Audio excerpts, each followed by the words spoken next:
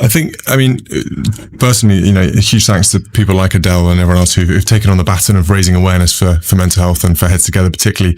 We've had an amazing time. The British crown has survived invasions, abdications, and world wars. But what's unfolding inside Buckingham Palace right now could be the most dramatic power shift in a generation. Prince William is done waiting. He has watched in silence. He has smiled for the cameras. He has shaken the right hands. But behind closed doors, royal insiders say William is quietly drawing battle lines. And Camilla Parker Bowles and her entire family may soon find themselves on the wrong side of history. The question isn't if William will act. The question is how far he will go. Stay with us, because everything is about to change. The wound that never healed. Diana, Camilla, and a boy who never forgot. To understand how William may use royal power, you have to understand what shaped him. The biggest influence on his life was the breakdown of his parents' marriage and Camilla's role in it. The relationship between King Charles III and Camilla began in the mid-1980s while they were both still married. When the Camillagate tapes were leaked in 1993, it shocked Britain. But for William and Prince Harry, it wasn't just a scandal. It was deeply personal. Royal biographer Christopher Anderson has written that both brothers distrusted Camilla and resented her because of their loyalty to their mother. They never felt comfortable around her. Princess Diana herself spoke openly in her 1995 interview, saying, "There were 3 of us in this marriage, so it was a bit crowded." Behind that famous line was real pain, depression, emotional struggle, and a family falling apart. Her son saw it all. When Charles married Camilla in 2005, William stood beside his father as best man, showing public acceptance. But insiders believe that smile hid a deeper conflict. According to reports, when Camilla first met William at Clarence House, she was extremely nervous. Meanwhile, Harry later revealed in his memoir, Spare, that both brothers had asked their father not to marry her.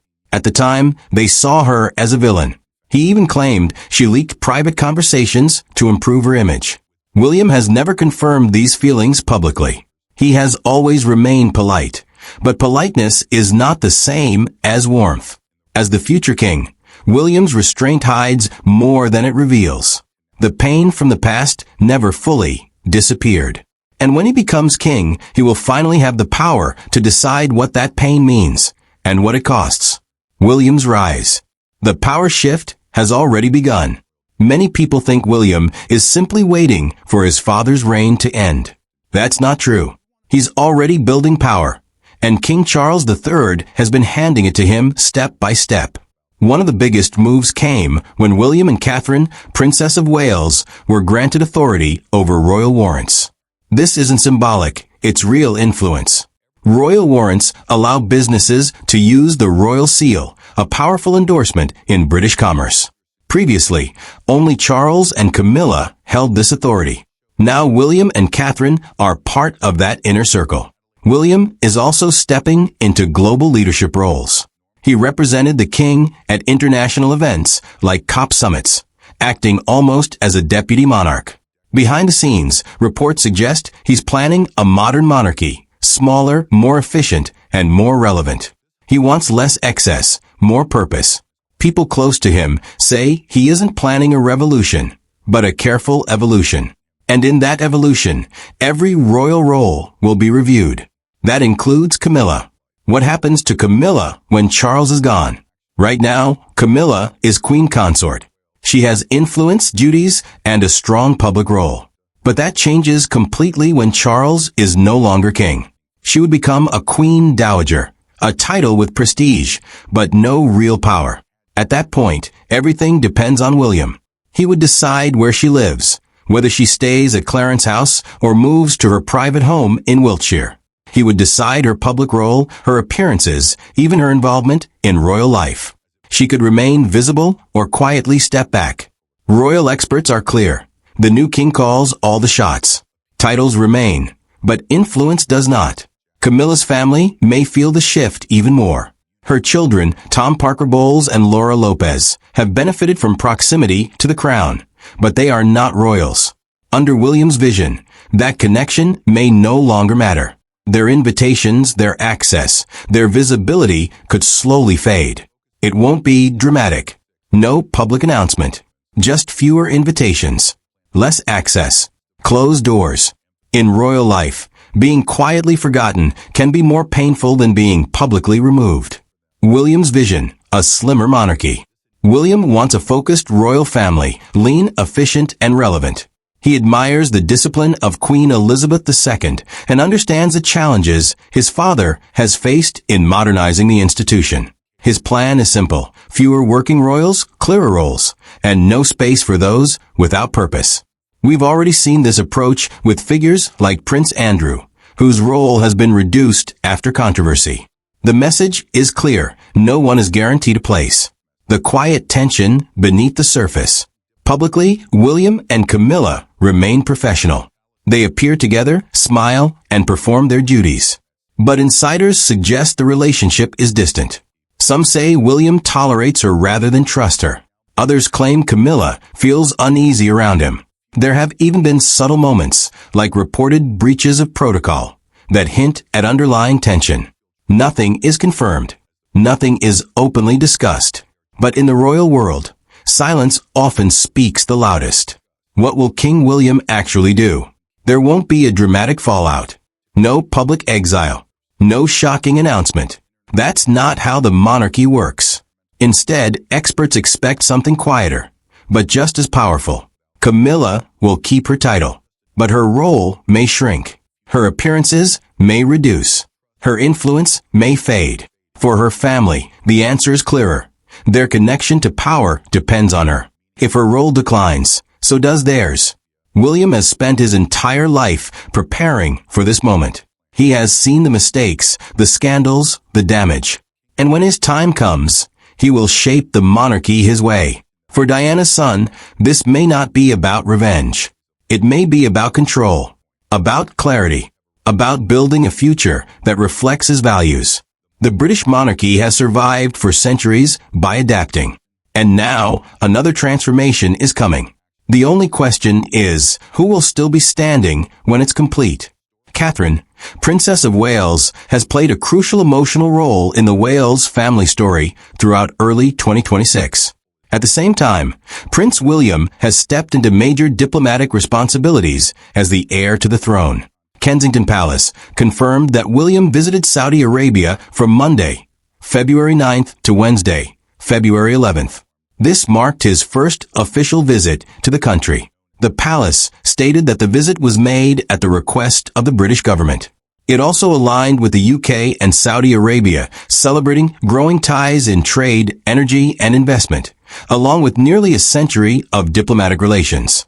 The last senior royal to officially visit Riyadh was his father, King Charles III, back in February 2014.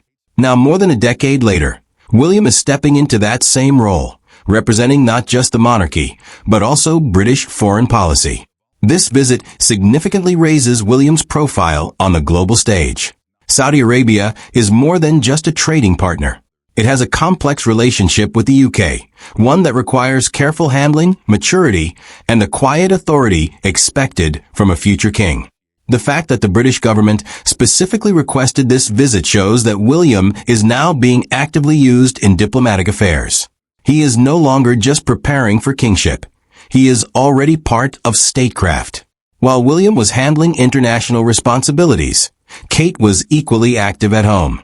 She visited the Rugby Football League's Wakefield Trinity Rugby League Club in her role as patron. This highlights an important point. The Wales partnership is not one person leading while the other supports. It is a coordinated balance team. Now step back and look at the bigger picture. William and Kate are not simply performing royal duties. They are reshaping what the British monarchy looks like in the modern world. Think about everything happening at once. Kate, a princess who faced cancer, has returned with a renewed sense of purpose, using her experience to connect deeply with people. William is balancing international diplomacy, environmental leadership, efforts to tackle homelessness, and raising 3 children, all while maintaining a more grounded family life without excessive royal formality.